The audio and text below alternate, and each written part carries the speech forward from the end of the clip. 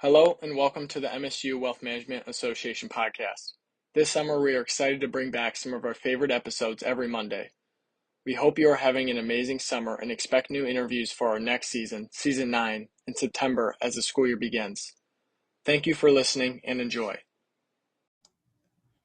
Hello, welcome to the MSU WMA podcast. This is Justin Jackson. Today's guest, Brittney Castro, is the founder and CEO of Financially Wise, Inc., a Los Angeles-based financial company whose mission is to teach individuals and couples the art of managing their finances in a thoughtful and proactive way. Brittney is a noted financial expert and a go-to resource for national media outlets and platforms, including CNN, CNBC, The Wall Street Journal, The New York Times, and much more. Brittney was elected one of the 40 under 40 in 2020 by Investment News, as well as one of the 22 women to watch by Investment News in 2018, and was ranked 6th on Investopedia's top influential financial advisors list in 2017. Additionally, Brittney serves as the in-house CFP for Mint, as well as the head of education for Altruist, both roles where she can continue her effort to spread financial literacy to the masses through media interviews, video content, social media campaigns, etc. She is a CFP Pro spokeswoman as part of the CFP Board Center for Financial Planning's campaign to educate minorities about financial planning careers. If you'd like to learn more about her, check her out at financiallywiseinc.com. I hope you enjoy the show.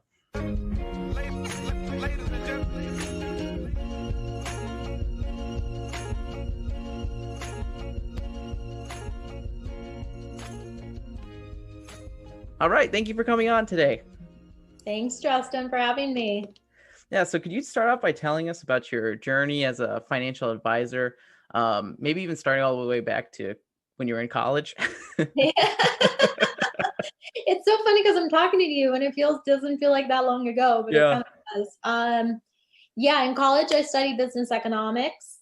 I literally had no idea what a financial advisor was. Didn't even know there was an industry, none of that. I just knew in college, I did have the idea that I wanted to own a business. I thought at that time I would do something like a restaurant. I'm very people, social. I love parties. So I thought, oh, maybe I'll be an event planner. I did an internship with an event planner. We planned fabulous events, but I realized I want to go to the events. I don't want to plan them. So anyway, when I was graduating, I just got a job offer as a financial advisor.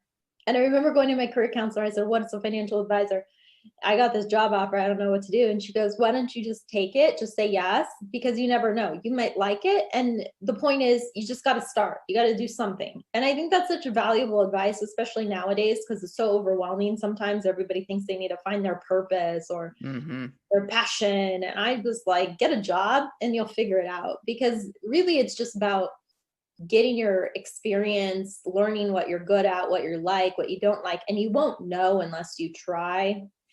And for me, I just kind of got, I guess, lucky that I accepted the job and then I ended up doing well and I liked it. And then, you just keep taking the next step. And here I am now still doing the work that I started with. But very rare is that, a lot of people graduate college and they have to try many things in their 20s until they figure out what really they want to do and how they could use their different skill set or talents and personality to make a living. So what were your first couple of years like, just starting out? Not honestly, hell. I'm not gonna lie. I mean, It was hard. But I also think that was valuable to really learn hard work. It wasn't like a true brokerage firm, but in a lot of ways, it was that old school mentality of cold calling. We literally had a schedule, Justin, where we had to work 60 hours a week. So Monday through Friday, it was 12 hours. We had a clock in, clock out. We had different courses and a manager who would oversee. It was great for that reason. We got a lot of training, like new advisors, which I think is pretty rare. Not a lot of firms have this type of program anymore, but I remember I would sit with a group of new advisors and we'd learn about marketing or we'd learn about financial planning, how to actually do it, how to get clients, how to communicate with your clients, how to manage your practice. So it was very valuable, but then we would have to go on Saturdays and make cold calls. And in a way, it teaches you a discipline and a hustle ethic, that I think a lot of times we don't have. I mean, sometimes I look at people starting after college and I think, why don't they work hard? I don't get it. Like, I had to work so hard. Yeah. But I'm grateful that it was that intense. I mean, and then it also shaped, then for me, after 5 years at that company, it shaped that, okay, this model doesn't really work for me. I think I learned everything I could learn here, and now I need to find a platform that's more independent, so I have more kind of flexibility and freedom to do things, even market how I wanted to, not always on the phone, but organically meeting people and going to workshops. And then if I did my work, not having to stay 12 hours, because I also don't believe in this model that you have to sit at your desk for 12 hours when, one, I would do the work. So it wasn't like I wasn't working, but like, I think there is a level of, it teaches you, but then you can learn how your own work style is and make sure you keep that discipline. So what was kind of the transition from, your first couple of years into working in the field to all the way to starting your own firm? What was the process? Was it direct from your first hire to starting your own firm, or was there kind of a stepping stone? When I first started, yeah, good question. When I first started, there was something called P1 and P2 at my company. P2 was the platform that was more independent. So that meant you had equity in your practice, and it was more like an RIA model where you still had the brand and the overhead and compliance, but you could kind of run your shop the way you wanted. So that was always like my intent. And then it just so happened that 5 years in was when we had the last Great Recession, like 2008, 2009. And so there was a lot of change happening. And I just know for myself, I was like, okay, I really want to do that type of model where I could build equity and run a business within financial planning. And they stopped the ability to do it, like the rules changed. So I then went to an independent firm. So 5 years at that one firm, got a lot of clients, learned what I needed to, got a lot of experience and training. And then I decided, okay, I want to stay in the industry. So I was 26, I got my CFP designation. And then I went to an independent firm for 2.5 years and rebuilt. You have to rebuild. I couldn't take any of the clients. So I rebuilt. That's when I started to develop a brand. That was like 2010. So this was like at the beginning of brands and social media.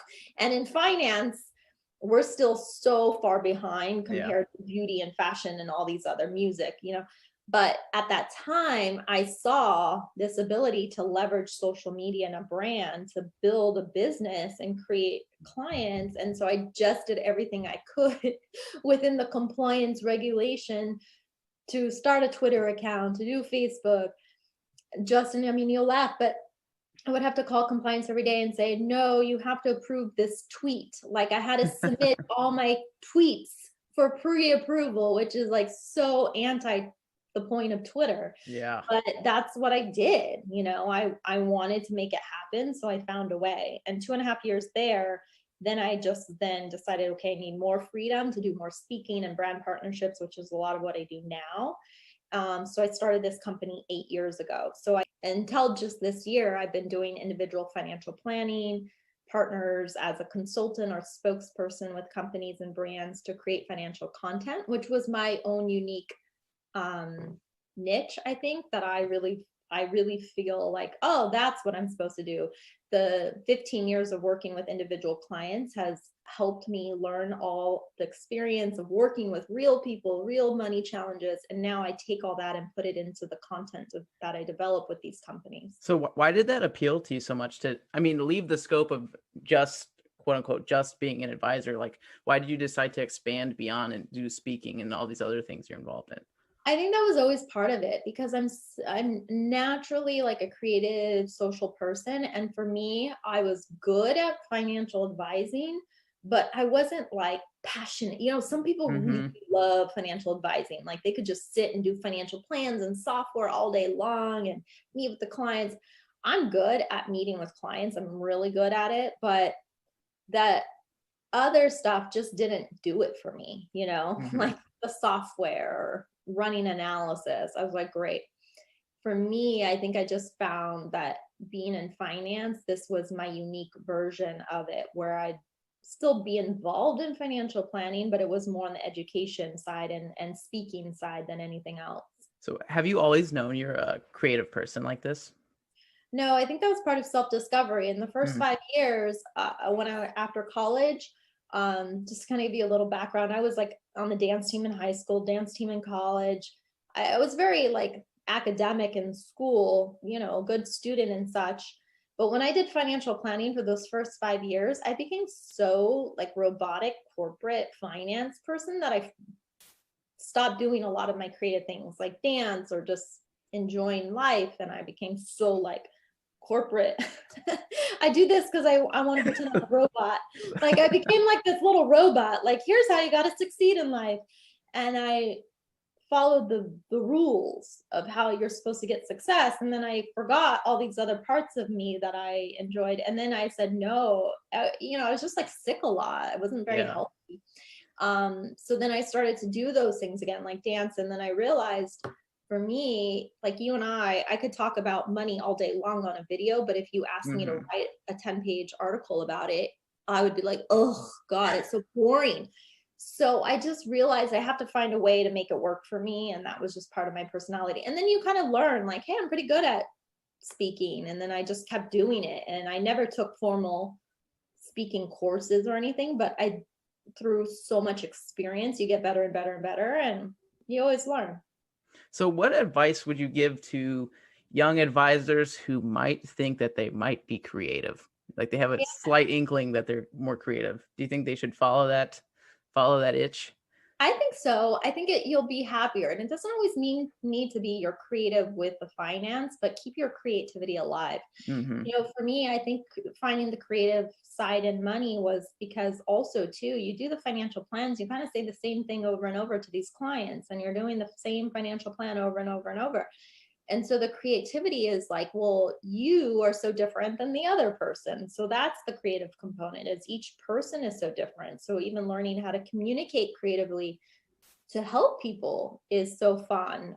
So if you are creative, I would say, to me, that's actually how you'll succeed moving forward as someone in this space, because now more than ever, people realize, look, all this information we could find online. You could Google how to set up a budget, how to fund an IRA. It's not, the lack of information is not the problem. The problem is people still don't have someone holding their hand, talking to them in their own unique way.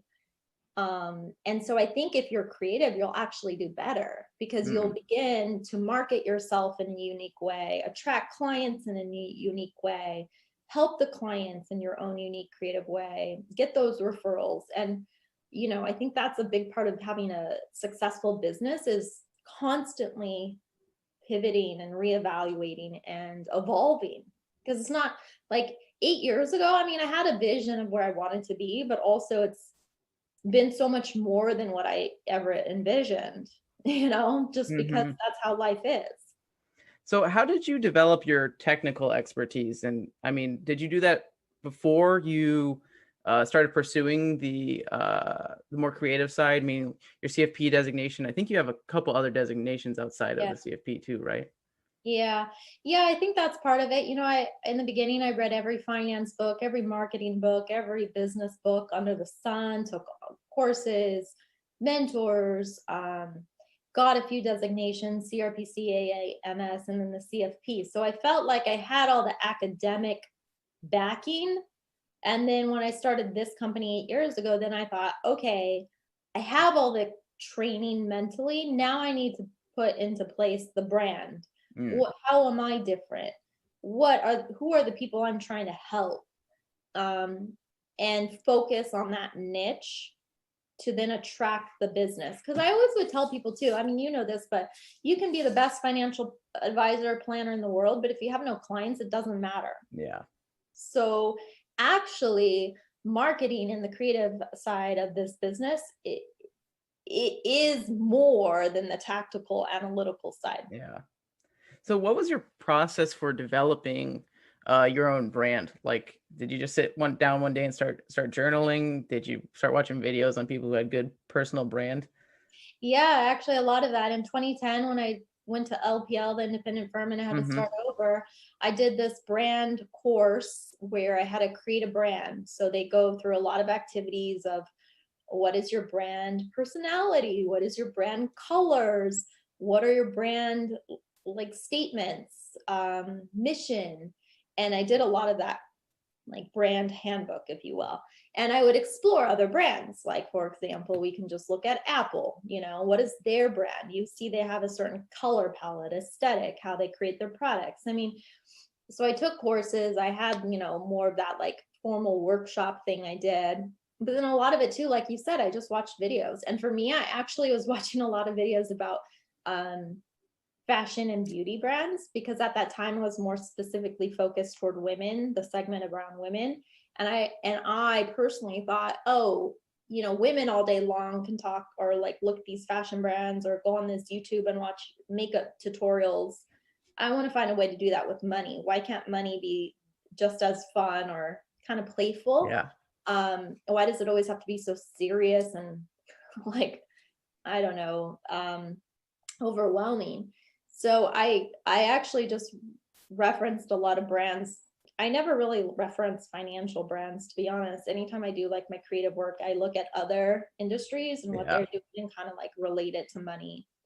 Yeah, I mean, you have a very lively YouTube channel, which I feel like is not super common in finance. Like, did that come naturally to you? I mean, was that just burst out of you as soon as you got the opportunity to be creative, or did you work into becoming, good in front of a camera, all that kind of stuff? I worked into it. I mean, I at the time started like 10 years ago, put up my own camera, did the lighting. I mean, I probably took down a lot of those initial videos because you're like, oh God. But I don't do as many of my own videos anymore because I work with brands. Like for the last few years, I do more of their like videos. But yeah, it's just like trial and error. Like, consistency is really important. For me, I think I've consistently created content for 10 years now, whether it's videos or social media or blogs. And with the videos initially, every week, I would just make a video, and then I'd watch it. I'd have to edit it. So, of course, I watched it. And then you would see, I was so self-critical. I still can be, but now I kind of laugh. But I go, why do I talk like that? Why do I look so weird right now? Why can't I just talk normal? And you start to critique yourself on the video. And then, I have a handful of friends that would give me critiques or criticism too and helpful feedback. And then you just keep going and you keep improving.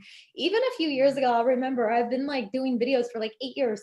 One of my friends, he's a doctor, and he just started to do social media for his practice. And he gave me feedback. He goes, Brittney, you're so serious in your videos. Why do you look so serious? And I go, oh my God, here I am doing videos for 8 years and I still look so serious in the videos. And then funny enough, he started doing videos and he came back to me like a few months later and he goes, it's actually a lot harder than I thought. And I go, see, it kind of is hard. Sometimes when you're talking about serious things, like money can be serious. People are facing real life challenges or dilemmas, and even in a video, this because you do a lot of it, but you might think you're energetic and then you watch the video and it's like, you sound like a zombie. Yeah, you're like, what happened? I thought I had so much energy. So you have to actually do more and learn how to like engage the audience, which is not easy. It takes time. So how do you find balance when managing all these things? Are you into making sure your schedules, holding different things like health, wealth, happiness, kind of keeping everything in balance? You have a bunch of different things on your YouTube channel beyond just regular financial planning. You seem to kind of be into the whole picture. How do you find your balance? Yeah, I love that. What did you say? Health, wealth, what? Health, wealth, happiness. Oh, I love that. Health, wealth, happiness. Yeah, time management's always been a strong thing for me. I'm really good at it. I have a calendar. I set healthy boundaries. When I first started as a financial advisor, we learned how to create model weeks where you have certain days where you do certain things and block out in your calendar. We learned that. So put in your workout time, your meditation time, your like friends and family time. So I still do that. And I think sometimes you have to put more focus here or there. It's not always like perfect balance harmony, but I like to say there's seasons right? So seasons where you might have to put more energy into like work and creating or launching something. And then seasons where you have to focus more on your own health or family, relationships, whatever it is, that might have the priority at the time. So it's just, and for me, I do a lot of meditation. Every morning I meditate. I do a lot of meditation retreats, which helps me stay more calm and present. To be honest, it just keeps me more present. So even though my schedule can seem very busy or full, as I like to say, I have a full life, I don't feel like overwhelmed or stressed. And I'm way better at living in the moment and enjoying the day. And I think that's a big part of it. So as an entrepreneur, do you find yourself to be a natural business owner, manager of people, or does your creative nature kind of contradict that a little bit? Yeah, that's a good one. I think I'm one of those leaders and boss that I like to give people the vision. Here's what I'm doing, like on team calls. Like if you were on my team, I'd say, here's what we're doing. Here are the goals for the month, for the quarter. Here's what I want you to do. Go do it. And I expect you to do it and report back to me. That's it. Like I'm not a micromanager. I actually don't like managing people. So I tend to hire people that will do the work, manage themselves. Yeah. Because I think that's part of me maybe being more of like the visionary. I like to have freedom where I'm not like constantly wasting time, or not wasting, I should say, but managing other people's behaviors. Like that's not what I want to do. I'd rather have time to do my personal life or, work on where we're going as the company and be that visionary. So yeah, and it's worked well. I mean, the people who work for me really love it because I think it allows anyone who works with me to have the freedom to give feedback, to give ideas. And I don't know, I think when you are a business owner, you realize soon enough that you can't do it all. You're going to make a lot of mistakes, learn it, and then hire people who are better at it than you, and stay humble, because the moment you think you know something, I'll tell you, life will throw you a challenge. You're like, well, thought I knew, but I guess I gotta learn more, So in closing here, what advice would you give to college kids just starting out? It can be general advice, something that rings true to you. What's the parting advice you'd like to give? I'd like to just say, have fun, just get a job. Yeah. I really get a job, do anything, and stay humble and just learn a lot wherever you can. And I would also say find mentors, and it doesn't have to be like real life mentors. I've had so many mentors from reading books. Like I'll read books. What kind of books? Yeah, like business leaders or memoirs or biographies. And I learn a lot vicariously through others' stories. So if you are just graduating college, don't get stuck in this idea that you got to find your passion or your life calling right after. I think that's unrealistic, and it actually can prevent a lot of people just from starting anywhere. And you might not get your dream job right away or the dream salary right away, but that's okay. You're really just getting experience and learning what you like and don't like, and that's so valuable. Awesome. Well, thank you so much for coming on. Thanks, Justin. You're great. Thank you. Hello, everyone. This is Vincent Picillo, producer of the MSU WMA podcast, where we are inspiring and educating the next generation of financial planners. Thank you for listening to today's episode. If you enjoyed it, please check out our channel on all platforms such as Spotify and Apple Podcasts, and check out our social media at MSUWMA and MSUWMA.com. Ladies and gentlemen.